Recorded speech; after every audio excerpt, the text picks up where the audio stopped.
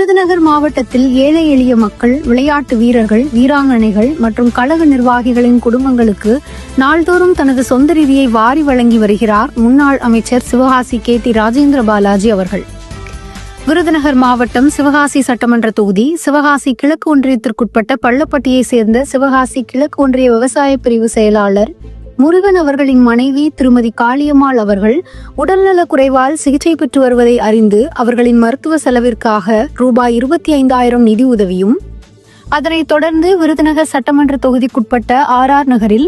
உழவர் உழைப்பாளர் தினத்தை முன்னிட்டும் சமூக ஒற்றுமை மற்றும் மத நல்லிணக்கத்தை வலியுறுத்தியும் மருதநில வேளாளர் பொதுநல சங்கம் நடத்தும் 3ஆம் ஆண்டு மாபெரும் கபடி போட்டிக்கு ரூபாய் 50,000 நிதி உதவியையும் கழக அமைப்பு செயலாளர் முன்னாள் அமைச்சர் விருதுநகர் மேற்கு மாவட்ட கழக செயலாளர் சிவகாசி KT ராஜேந்திர பாலாஜி அவர்கள் வழங்கி சிறப்பித்தார்.